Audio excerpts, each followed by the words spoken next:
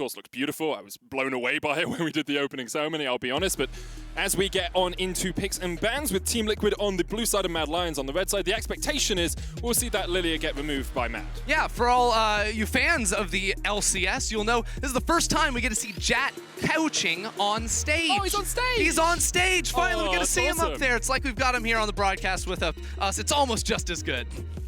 Oh, yeah, it's close. I'm pretty happy having you by my side for these games, yeah. I'll be honest here. And Kalista taken away from Tactical. We saw him pop off on that versus FlyQuest during the playoffs. Was able to hold out a game even though Team Liquid ended up losing that series. Yeah, so last game we saw PSG willing to leave open the Lilia. Yep. Lilia got its first loss of the tournament. Do Mad Lions want to do the same? Because Mad Lions, especially at the start of LEC Summer, were known as the anti-meta team. You know, when Vars was so insanely broken in bot lane, they were the ones that would leave it up and find these really hard dive compositions. They would always have a good strategy coming in, and I think having a break before Worlds, this type of team can come in with some very niche strategies. And you actually see Team Liquid being the first team to ban it on the blue side. Broxah's only played it once, they lost on it. Broxah, of course, has other pocket picks. The Lee Sin is going to be so contested between these two junglers.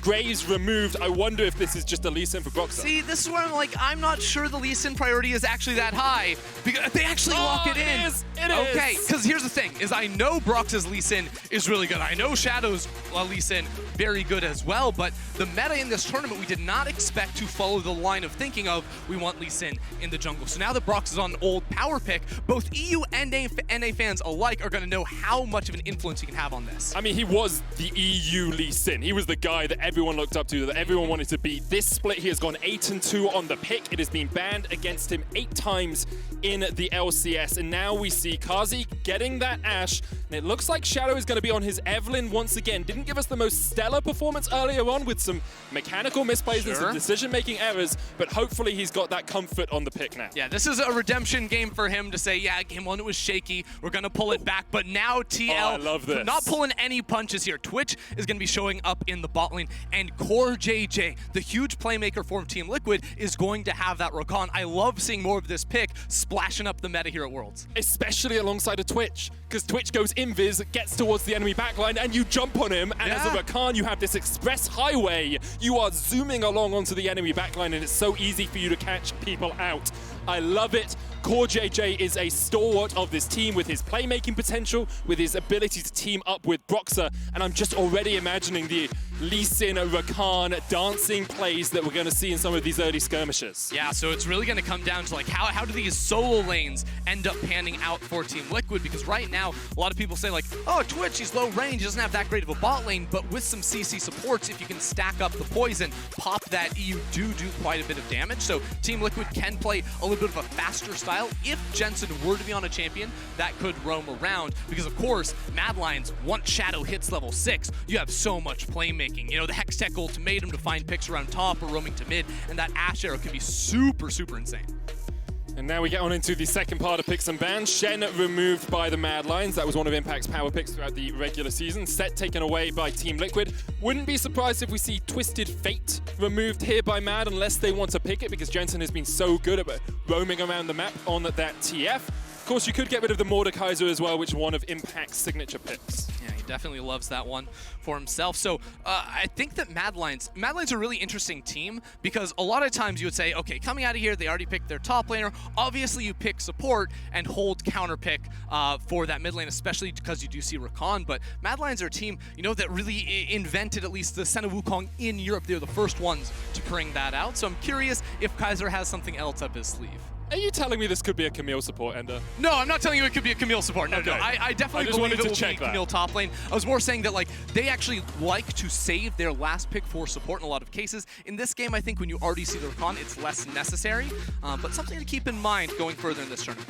You can see Team Liquid believe that Nautilus would have been a good counter, is very strong into the Rakan, very good at locking him up, and now we'll see where Mad Lions decide to go. Could go towards the mid lane, as you say, give Humanoid something he's strong at. Usually I'd go to the Orianna, but Mad Lions have decided to ban that out themselves and instead they will get the Syndra. Yep, I love this. You get early priority lanes. You know Ashe is going to have a good time in lane. You know Camille is super safe in a lot of matchups with that Grasp the Undying, and Syndra can control that middle lane as well and buy space for Shadow in the jungle, especially for a player that sometimes goes a little too deep on the invades. Making sure you have that safety net of strong lanes around you is going to be crucial. Now for Team Liquid, the Mordekaiser is that pick we said Impact loves to go to in the past, and he's going to be rocking that up against the Camille, but I actually kind of like the look of a Twisted Fate. You know, maybe not into the Syndra matchup, it's super great, but having the ability to influence the map and team up with Broxah can be pretty good. If this Echo gets locked in, that is, I mean, everyone has seen the Echo versus Syndra Jensen play. And that would have been a very brave thing to do for your first game at Worlds 2020, but instead, Twisted Fate will be in there, gives you that more roam potential. And I will say, when Mordekaiser gets locked in for Team Liquid, they do not play top. Impact is left by himself, he farms up, so the expectation is Team Liquid will be looking towards the bottom side of the map with that first TFO. Yeah, definitely give some faith over there for Tactical to pop off and carry. What's it gonna be, Mad Lions? It's gonna be the Leona. This is a champion Kaiser does love and offers that long-range initiation. Right now, Mad Lions have so many really strong pick tools, and combined with the stealth of this Evelynn, can jump on you, really surprise you. So I think Mad Lions' composition is very well-rounded here when it comes to looking for picks and really exploding post-level 6 in the mid-game.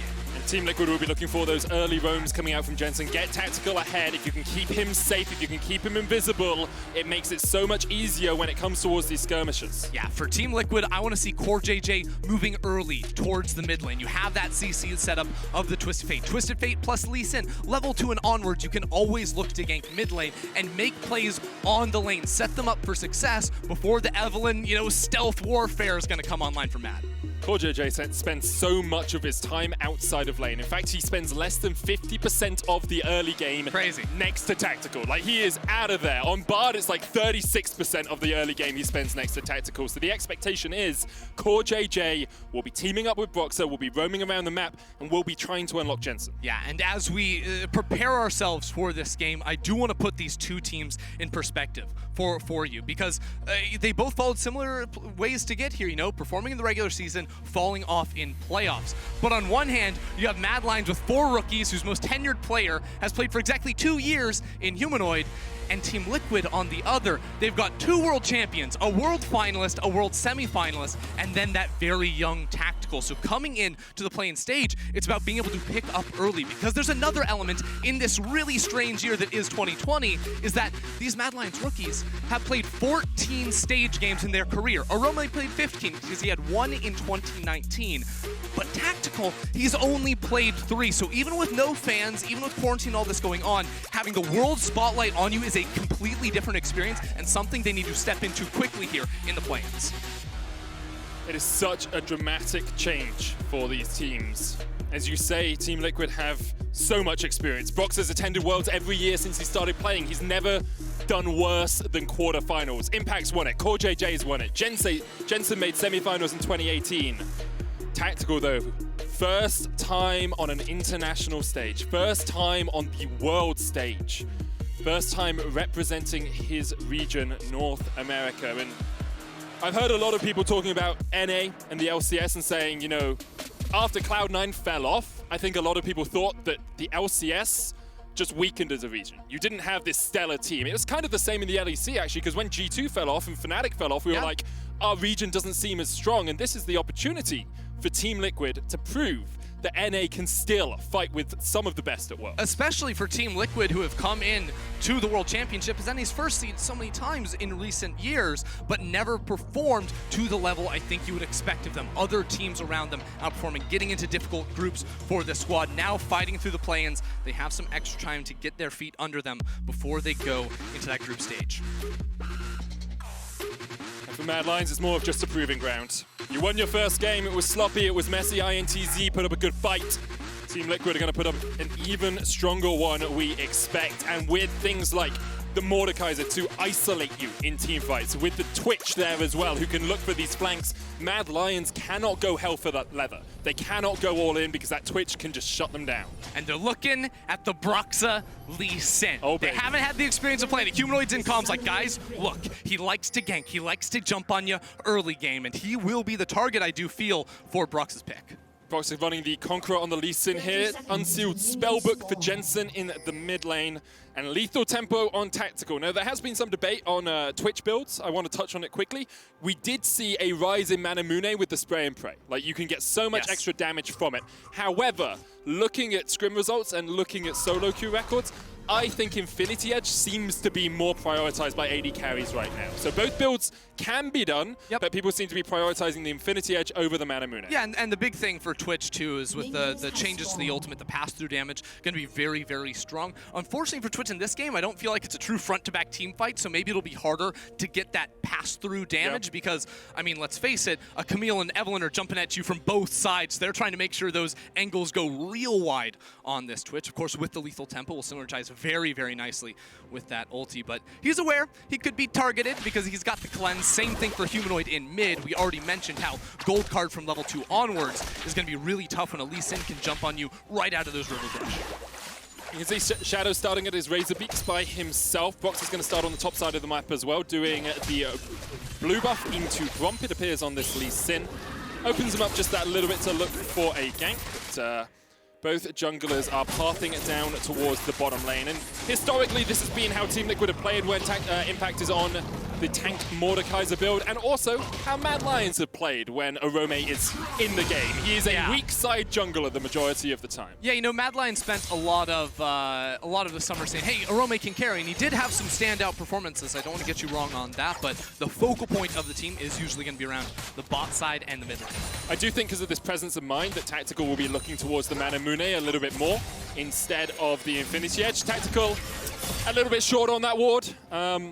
Perhaps just nerves as he places it outside of the bush. Kaiser almost got the gold, and level 2 hit first here for the Mad Lions bottom lane. Yeah, #1 Liquid fan right there. The ward cheering out as we do see the pass through the scouting from Carzzy. I believe that one did end up spotting out Broxa on the Wolves, and they're going to be able to push this one out. And even if it didn't, you see that the Grump's down, you see the Blue's down, then you know that Broxa has been on that side of the map, right? It's pretty easy to evaluate, and at this level, Mad Lions should have a very good idea of where Broxa is. Kaiser and Carzzy have pushed up that bottom lane, and you can see now Kaiser saying, okay, let's get a ward in the tri-bush, let's make sure that Broxa can't find a gank. In fact, just going to place it behind the Dragon Pit. So I was wondering for a second there if Carzzy was going to try to take that quick early reset into a roam from Kaiser. We were talking about a bit in the last game, but I think their push into the tower came a little bit too late. So this next minion wave had already come to try and reinforce. They're going to be stuck down here in the bot side, but some very early vision inside Team Liquid's jungle. They're aware of the Broxa Lee Sin and how it can look to influence, but you'll notice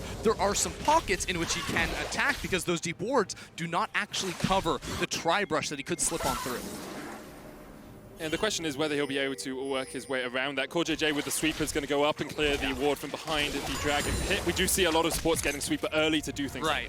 And even though we say like, oh, there's pockets of vision he can play in, everyone in the game knows where Lee Sin is. Everyone knows he's on that crowd camp. You see just the coordination in Mad Lions, this very strong early game plan in terms of finding good wards. And this is the dynamic we spoke a little bit about in draft, where Mad Lions drafted a lot of very strong early lanes, which has translated into early game vision, which has then had the adverse effect on Broxa, where in his first clear, he couldn't find a gank. He has Red Smite. Here we go, bot lane. Gage goes in the bottom lane. Carzzy knocked up here. Heal coming out. Tactical forced away. Only has the cleanse left. Exhaust used. Tactical's going to try and flash, but Kaiser's still on the chase. And Tactical will be able to get himself out. Exhaust and flash used on the Team Liquid bottom lane. Only the heal from Mad. No Ignite actually popped yet from Kaiser. Yeah. Was waiting to see if that cleanse was going to be used by Tactical to get out of a stun. It's a really good play down there in the 2 versus 2. Tactical getting caught out, and something you have to be concerned about on that Twitch early levels against Leona. Her Zenith Blade is going to match your range a lot of the time. So when you go up for CS, you always have to be looking out for that ability, and CoreJJ wasn't able to help him out too much. That's going to result in quite a bit of CS losses. Mad Lions are looking to freeze the lane. There's 6 minions still here for Team Liquid, and that means they're just going to lose a lot, even more off of that. Well, better champion to freeze the lane than Ashe. She has freezing on every shot. Ever. Yeah, but you don't want to shoot the minions to freeze. It's a little bit counterintuitive on that pick. That's true. Yeah. hitting the minions doesn't actually freeze them. Let's be honest, the lore behind a lot of League of Legends champions doesn't make a lot of sense when you apply it to the actual game. Jensen here in the mid lane is behind in CS as well, 43 to 34. In the bottom lane, Kazi has that advantage. Almost 20 CS up right now. Here comes Broxa, trying to find a gank. Tactical is invisible, and the wave is pushing in, but it's a little too early. Here goes Kaiser. Kaiser's going to go in. There's the knock-up. Tactical stunned up. Now the question is, do Mad force a little bit too far because Broxa's going in. Kaiser still has the flash. He's going to land the stun. Here comes Shadow from the top side. Broxa has his own flash to try and get away. The Ranger's focus going to slow him up, and he's going to use the jump to CoreJJ to escape.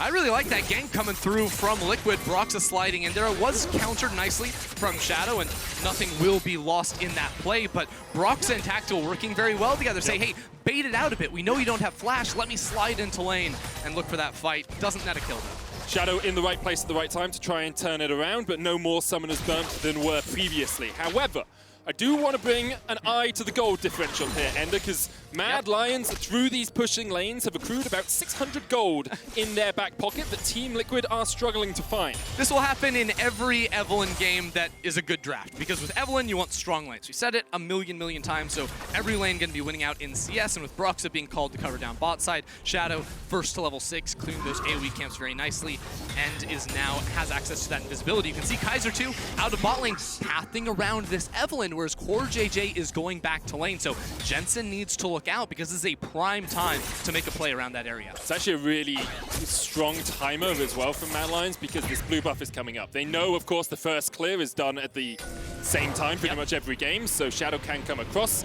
Jensen's going to try and get away, and that's just messed up, dude. Yeah, I mean, it's smart from Kaiser to stop the back there from Jensen. He does have teleport, so he should be able to get back into the lane, but it gives Shadow just that little bit more time to make sure he can steal away this blue buff, and now Broxa is well in arrears. Yeah, it's something, if you haven't followed LEC closely, Shadow is known as a jungler that loves to invade camps and steal them away.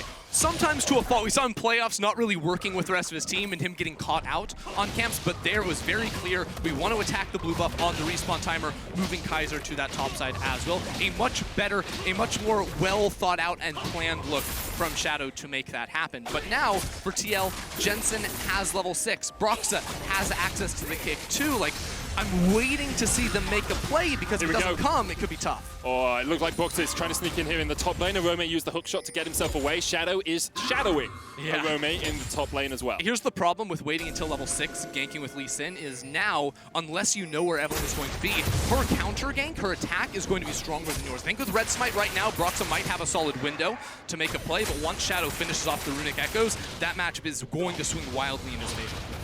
Broxa's trying to get the Rift Herald here as they did spot Shadow doing the Krugs. Broxa is just that little bit behind in terms of experience, about a level in the end deficit right now, but he should be able to secure the Rift Herald, although Arome is on his way across. You can see CoreJJ actually roaming away from the bottom lane as well. He's already in the mid lane. Humanoid will join the party, but Mad Lions very willing to give this one up. Sacrifice the first Rift Herald and try and get some pressure elsewhere on the map.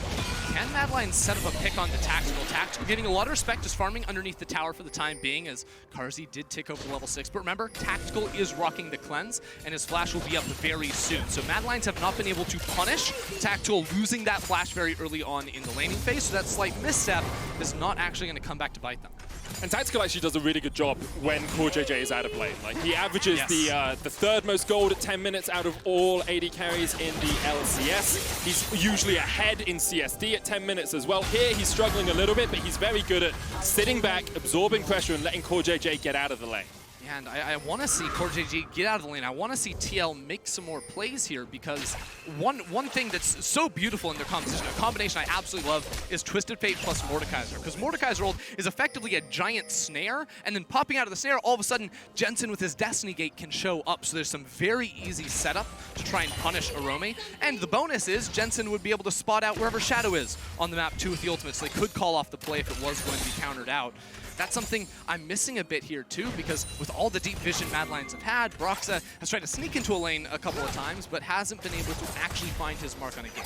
As you say, it's all about that early vision control that Mad Lions did acquire. CoreJJ has now hit 6, has the quickness. Tactical look for the ambush, but won't go in. Kazi still with the flash heal available, makes it very hard to target him, and now Shadow working his way towards the mid lane for what is pretty much his first gank of the game if he finds Jensen. He He's already got the Runic Echoes finished. Jensen, the charm is available here for Shadow. He lands it, and Shadow's going to put a lot of damage down with the Hex Spikes.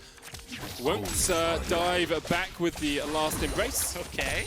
But Jensen's just getting bullied. First it was Kaiser running mid lane, stopping the recall, then Shadow's like, I'm gonna chunk you for 50%. Here we go. Zenith Blade used here in the bottom lane. The Battle Dart's gonna come out. There's the quickness as well, and the spray. Jensen on the way. Huge amount of damage. Jensen's on his way with the Destiny. The Solar Flare coming down. CoreJJ's gonna be the first to fall, but Kazi and Kaiser are short to follow after. The first Destiny finds its mark, and Team Liquid take 2. Way too much for Mad Lions down in the bottom lane. They go all in, but Shadow just showed himself in mid lane. Jensen's calling that. He pops the ult. He says, this Evelynn not coming down, but we find that kill very, very well, and Tactical survives, which is huge because he's not going to be denied any CS either.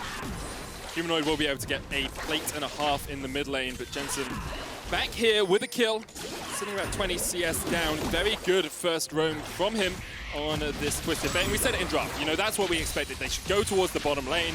Tactical did a really good job of not even having to use summoners in that bot lane fight. Oh, in fact, Core could be in a bit of trouble here. With Shadow and Kaiser in the way.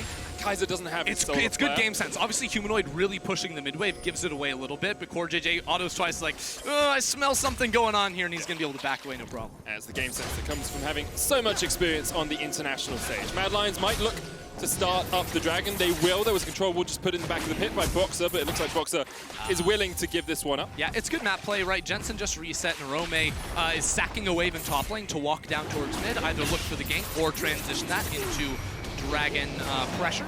Mad Lions will be able to pick that one up all right, but I do want to point out the most value boots purchase of all time just came through from Jensen with the Mercury Treads because he's against double AP, mid and jungle.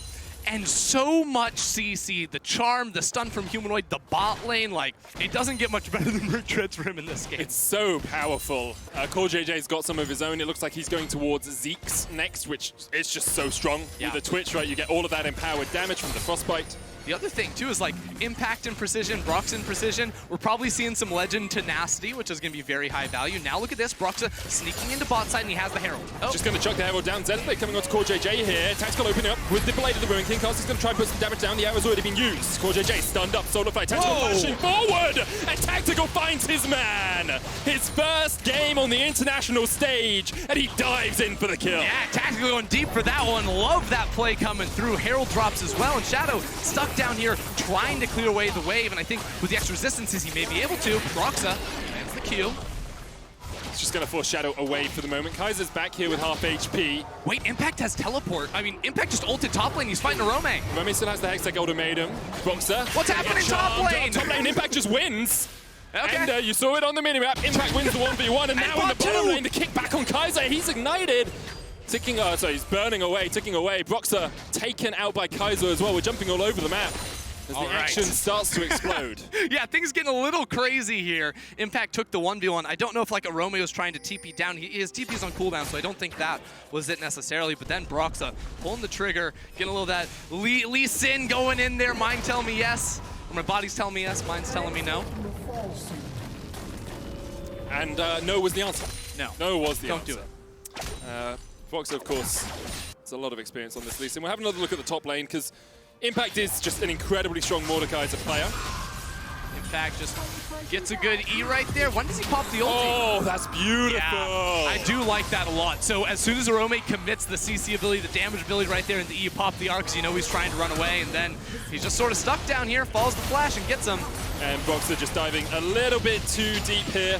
Gets the kick. You can see the poison burning away, but Broxa, the tower aggro juggling means he takes more damage. Yeah, and the longer it's shooting you, the more damage it's going to be dealing on that tower, really ramping up. Looks like Broxa finally cleared the control ward. Shadow placed last time he invaded that blue buff, so good value on that one. But things need to calm down a bit for both teams, because whereas Mad Lions had a good gold lead coming out of a lot of the laning phase, after those repeat fights in top lane and bot lane, TL have now managed to even it up.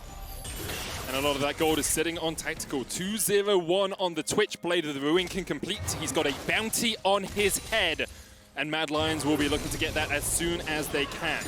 This is not an easy game for Tactical to play. No. You have a lot of kills on the Twitch, and Twitch can run over games, don't get me wrong, but he will have to play perfectly against all the dive tools and CC options Mad Lions are going to be throwing away, because he also doesn't have the greatest feel. You know, Brock's going to try to kick people away. They do have some tools, but it's not that support that wants to stick with you either in that Rakan who's going to be looking to catch people out. And there's also a lot of champions that even if you have good disengage, their engage is not telegraphed at all. Like Shadow, once again, just trying to find a pick here onto Broxah, forces him to jump away, forces him to use the control ward, and like Humanoid could just pop the scatter of the week as well as Mad Four Lions in bot lane. Here's the quickness, dives onto Kazi as Kazi takes a lot of damage. The heal coming out, but there's Destiny, and Kazi will fall. He tries to put the damage back. Tactical gonna go down, and now it's 3v2 in favor of Mad Lions. The stun, the scatter, TP. double for Humanoid. TP behind them as Mordekaiser's gonna try and join this fight. Kaiser is knocked up. CoreJJ and Broxah are now here trying to help Team Liquid get something back out of this, but Mad Lions are retreating through the jungle, and they manage to escape. Double knockback from Humanoid. He found a good couple of scatter of the weeks in that fight, and Mad Lions walk away with 2 kills. Yeah, that was a crazy fight there, because once again, Mad Lions bot lane is just throwing themselves at Team Liquid, saying, fight us, stay here. Tactical did get one of those kills, or at least the assist with Jensen coming out to support. But I think overall, this has to be a win for Mad Lions. They trade up in kills in the bot lane. Arome, whose teleport is just now coming up, gets the tower, and it falls in mid lane too because of the retreat path from Mad Lions walking through Team Liquid's jungle. They get a lot off of that play. And there's no better feeling than towers going down as this Evelynn. Look at this. Shadow's looking for Impact here. Now Impact has the Death Realm. He's going to put Shadow into it. Shadow looking for enough damage to use his last agony, but yeah. Okay. I will say, get him, Impact. As an LEC caster, Shadow has been disappointing today.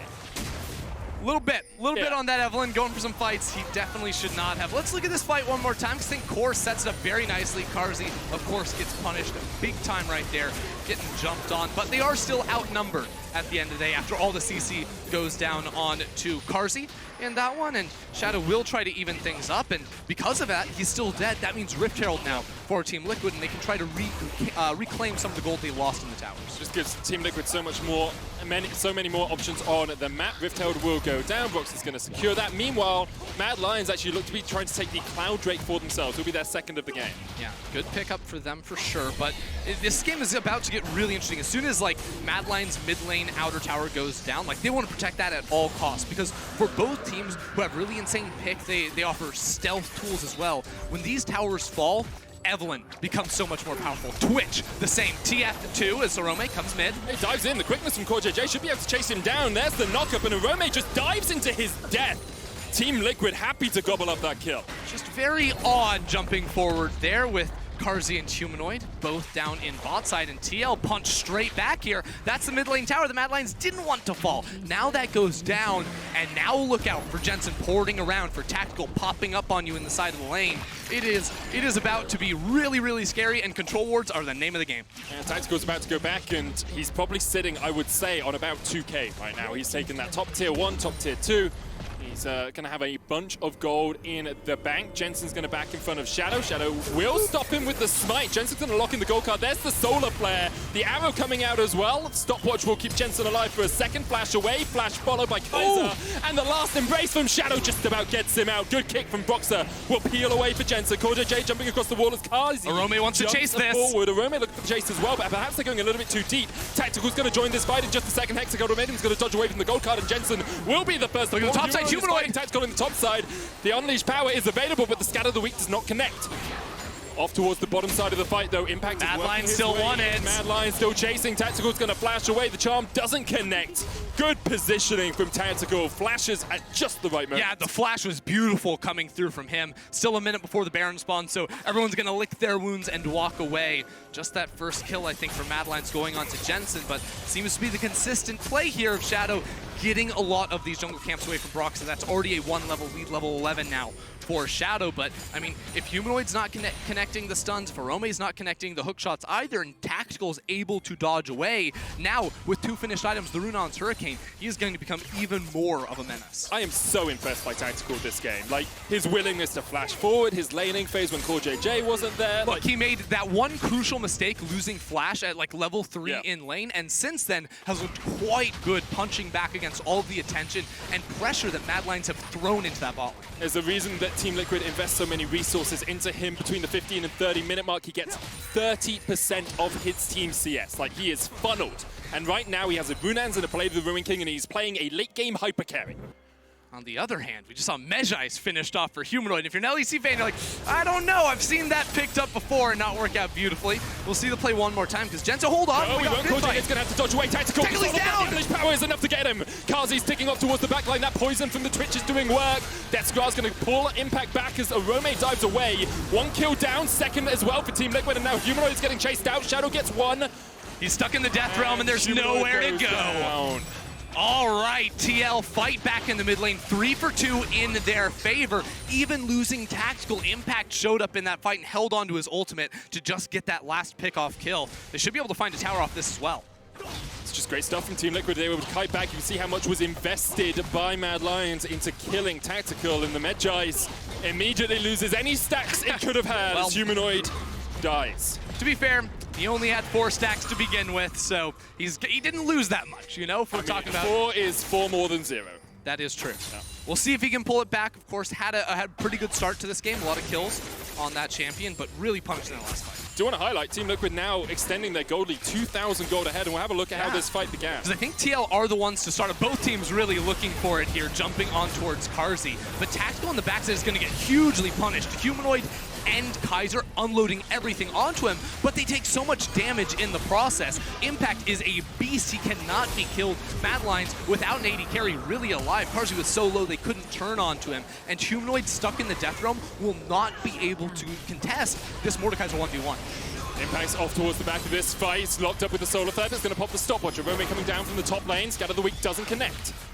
Team Liquid will disengage. Just having a quick look to see what summoners were burnt there. I didn't really see too much. So Impact didn't have his ultimate. If he did, that goes on to Karzi, and it is bad news for Mad Lions. He also used his teleport to get in that fight. 30 seconds from the Drake as the arrow does not connect. No flash or cleanse on Tactical for this fight. Guys, is going to hex flash around the corner. Look at Shadow underneath. Shadow is behind them. Tactical pushing in. 30 seconds on the Drake. Very important Drake here for both teams. Team Liquid want to stop the Mountain Soul from being taken by Mad Lions. TL are in a better spot for this. Mad Lions, Karzi Kaiser, they don't have their ultimates. I think they're going to give this one up.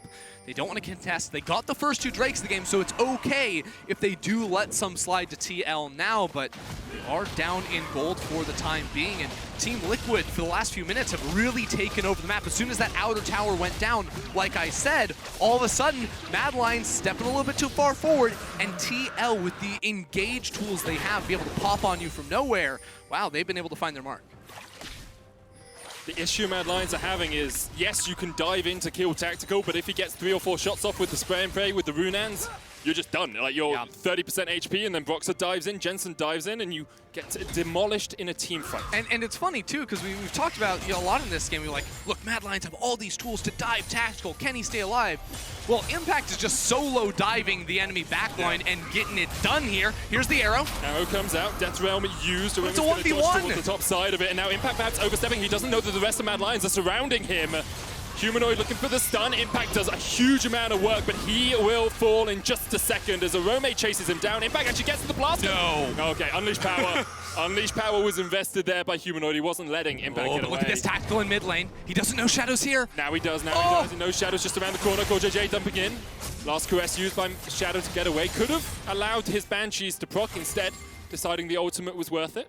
Yeah, Shadow's not taking any chances in this one. I think that was a good move from Mad Lions to be able to punish Impact on the side lane, because I was going to say, the game for Impact started off with that straight up solo kill in top lane, dunking on Arome, and has been able to transition that into more fights. So he doesn't have the TP for a little while, so I'm not sure if he's going to be able to replicate that in the coming minutes, but he's a force to be reckoned with, because when all these Mad Lions teams are like diving around and very split up in the game, Mordekaiser rolls into your backline and is like, what's up guys, you can't beat me 1v1. He's just a demolition crew by himself right now. Rylai's, Leandri's complete. Let's talk a little bit about next steps, though, Ender, because we kind of got through the early game. We've got through the laning phase, through most of the mid game now, and it's really about these major objectives. We've got a Mountain Drake in 3 minutes, but there's also a Baron on the cards. Yeah, well, I love Shadow just pretending to be a ward here. I actually like deep vision in mid lane, not even necessarily in the enemy jungle, but you see there's a very deep ward placed by Team Liquid all the way behind the Mad Lions, and these are the types of wards that help you set up and make intelligent decisions, because there's not a lot of deep vision inside the enemy jungle. So we've seen a couple fights now where 5 people are on both teams are in mid lane, and they think they're picking one person, but then the whole squad rolls up behind them. So actually being able to have the vision, those wards like TL placed in mid lane, set them up very nicely to pick smarter fights, because we've seen a couple times in this game from both sides picking fights where they don't actually have the numbers advantage. Especially with invisible champions as well, right? Yeah, it's so hard. You think Twitch isn't there, then he's there. You think Evelyn's not there, then she's there. And it's just all of these variables you have to work your way around. And both these teams now getting towards, you know, those 2-3 item points. Actually looks like Tactical is just away from his Infinity Edge. He's got the BF sword, he's got the pickaxe, and now he's going to look to finish up that Infinity Edge. And that will make him so much more powerful on this Twitch. He's the champion that is going to continue really ramping up for Team Liquid as the game goes. Similar can be said for Humanoid on the other side, who's going to finish off his Rabadons on his next reset. But you can see the pockets that these two teams want to play in, because right now Team Liquid have been so focused on owning control wards in the top river. Where your control wards are placed tells me where these teams want to fight, especially because of the stealth champions in this game. So TL set up around Baron. They're always going to cheat towards the left side of the map, but that may have to change once this Mountain Drake comes up. It doesn't feel like either team wants to risk it all over a Baron or the setup around that, because they're more built around picks, but around a Drake, TL would love to have that one. There we are, Humanoid just enough gold to finish the Rabadon's death cap. Jensen has gone for the rapid fire cannon Twisted Fate build. I always like this, gives you so much pick potential with your wild cards, with your picker card, sorry. And it just means it's so much easier for him to lock someone up. Kazi has been the key target. No cleanse on that Ashe. If you catch him, he is done for in just a couple of shots of the spray and pray. And now Arome in the bottom lane, Jensen in the top. Both teams trying to get these side lanes in a good position before this Mountain Drake spawns. Yeah, Team Liquid doing a very good job of escorting Tactical around. You can see CoreJJ sort of walking into the river saying, come and fight me, Shadow. You're not going to try to assassinate me. Impact also there to help clear away those minions and be a body to protect against Shadow. But Shadow getting very, very deep now. Taking the chance, risking that there aren't control wards in the jungle to spot him. How he knows the placement of that one around the red buff, but he's trying to find a really deep angle. But he can't come around that wall to his left because the mid lane tower. That'll spot him. Oh, he's going for it though. He's going for it. Impact dives in. Death Realm used on Arome. Shadow's in the right position here. Does have the flash if he wants to dive forward. Mad Lions continuing just to push Team Liquid back. Impact arrow comes out. CoreJJ stunned through the quickness. Zenith Blade going out as Kazi flashes away from the quickness on the back line. Shadow diving in. They're trying to get Impact. They're trying to get CoreJJ. They've got one. Impact able to flash away. Tactical opening up with the spray and pray. And look at what the Rat can do. 2 quick kills to Team Liquid. And Mad Lions have to walk away. Jensen's still looking for it. Destiny in over on the side. He has the Ghost to try and chase them down. Mad Lions, they're in trouble. Gold card locked onto Kaiser. The wildcards come out and Boxer takes the kill. Next up on the menu is Jensen for Arome. He answers with 1, but it's the 3v2 in favor of Team Liquid, and Boxer still hits the kick. Sonic Wave has landed. Arome retreats away.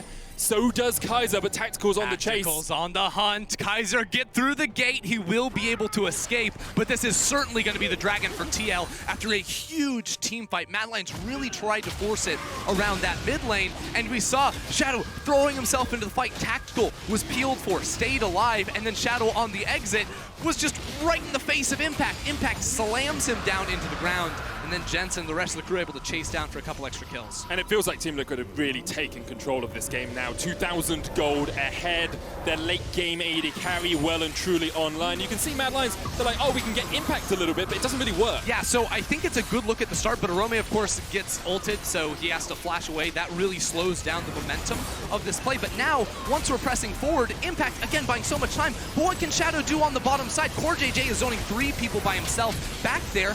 Shadow can't do anything. They're too close to the tower. He's stuck up there while Tactical kills Humanoid. Impact gets the kill on Shadow on the top end of the fight. And it's this game of inches. You see Tactical there, 150 HP. If the stopwatch by Impact isn't used at the right time, he's dead to the unleashed power. It's so close in some of these moments, and right now, Team Liquid are finding their moments a little bit better. CoreJJ diving in. Kazi's going to try and put some damage down. Tactical opens up once again with spray and pray. Solar Flare used. Impact has the flank, and Humanoid's going to try and dive forward. If got the exhaust, Tactical has a stopwatch of his own. zone. There's nothing you can do. Team Liquid ready for every opportunity that Mad Lions try and take. They get 4 kills and they turn their eyes to Baron. Mad Lions looking desperate, and TL are just better in the team fights. Tactical refuses to die, and Impact, time and time again, is just destroying Mad Lions on the back end of the fight. And this will be Baron for Team Liquid. Have to look at Tactical. 4-2-10 on this Twitch. The stopwatch, a work of genius there. As you could see, Humanoid invests the cleanse, invests the flash, invests everything in trying to get on towards the Twitch, and he just can't do enough. Because, I mean, Humanoid, with the rest of his team struggling, has been trying to do everything, and he has no time for it. Jensen goes in, but of course, with the Banshee Veil, Jensen will not be able to find that gold card. But, I mean, Humanoid, he went for the Mejai's. That hasn't panned out. The fight before the one we just saw, Impact used the Zhonya's Hourglass. This fight, it's the stopwatch on Twitch. He just can't do anything when those cooldowns are up and ready to go. And we missed the start of this fight, so I'm really curious what happened. It's, of course, the arrow that doesn't connect onto Tactical. And then, once again, Mad Lions get so desperate. They try to cut him off in the pass, but Impact is teleporting into the backline once more. It's a double knock-up CC there from 4JJ, and look at Impact just raining hell on the backlines of Mad. They're just completely scattered. We said it in draft. Don't give Brock to his Lee Sin. Don't give Impact Mordekaiser or Shen. What's happened? They got the Lee Sin, they got the Mord, and now they are just demolishing Mad Lions in some of these late game team fights. It's a 5,000 gold lead, and Team Liquid are sending a statement that LCS is here to play. Yeah, and it's crazy too, because everyone's saying, don't play Lee Sin, you don't play these early game junglers, stick to the scaling junglers, skip to the farming junglers. That's what Shadow went for, and Broxa, even though he wasn't able to find a huge impact early on in the game, something he always was able to do in the past was find really good kicks in the team fights later on, and he's showing up to help protect Tactical in these ones here. And right now with the Baron buff, 1.5 minutes left on it. Team Liquid actually, historically, do not win while they have the Baron buff active. What they do is they break open the base, they take an inhibitor, and then they back away, reset, and then look for the push on the next time they can find a good fight. So expectation is here that Team Liquid will not win the game in the next minute, but they will get a lot away from Mad Lions. Yes, hitting the towers here is the hard part. There's so much long range in CC for Mad Lions that it can be difficult, but Tactical has a cleanse. He now has a QSS, so even though the stopwatch is down and Humanoid can have the damage stick to Tactical, the CC will not be able to, and that flash is going to be returning very, very soon as well. So there was maybe a window where that was down. Mad Lions could look to fight, but right now they are turtling up as best they can in base. Mad Lions just trying to work out an avenue of approach, trying to work out something to do. They have struggled historically throughout the course of playoffs and throughout the course of the regular season when people really put them on the ropes to find these different avenues, to find a new playstyle. They tend to just throw their heads at their opponents and hope that they can continue to win. And here comes the TP from Team Liquid. Impact keeps Arome in the realm of death. Arome is going to try and get away. Good hookshot wall dive, but he is stunned up, and CoreJJ now has a flank position. Death's Grasp will drag Arome back alongside the Gromp, and immediately Arome knocked up and taken down by Team Liquid. 18 kills to 10. Team Liquid well in control of this game. 10 seconds left of the Baron buff. Can they actually break this turret with Arome down? I don't think Mad Lions can threaten. Humanoids in the top side too, so this one is going to fall. Inhibitor tower number 1 taken here by Team Liquid. 33 minutes in, they're shepherding the cannon in as well. Mad Lions might look for the flank. The arrow goes out, goes really wide. Yeah. That one doesn't clear away the minion waves, but Shadow is here around, and he reveals himself too. What are Mad Lions doing? Quickness coming out, CoreJJ knocked back, but Humanoid's already dead, and there's the second. They're looking for Kaiser, trying to get on Kazi on the back line. Tactical flashes forward once again. Look at him! He's a madman, but he cannot die. Tactical, take a bow, young man. Your first game on an international stage, and not once, but twice, you flash into the face of your enemies and you take them down. Team Liquid claim North America's first win at Worlds 2020.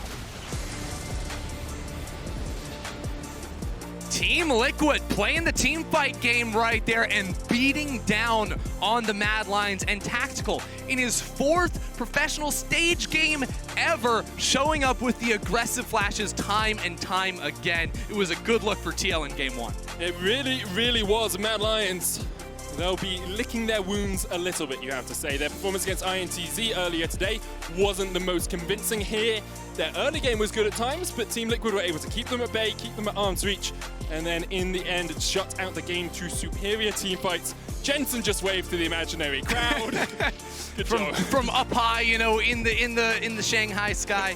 You do love it for them. But on the other side of things, we're once again looking at a Mad Lions that look a bit shaky. Still smiling, not down on themselves too much, but game one, it was a win, but shaky. This game also shaky and a loss. And it's important to remember that this team really found their footing in the online era of the LEC, and now not really adapting to the international stage. I'm curious if they can turn it around in the next games. I mean, they do have a little while before they play their next games. I believe it is on Monday, actually. No, they have one tomorrow, one Monday. Yes. So they've got a little bit of time.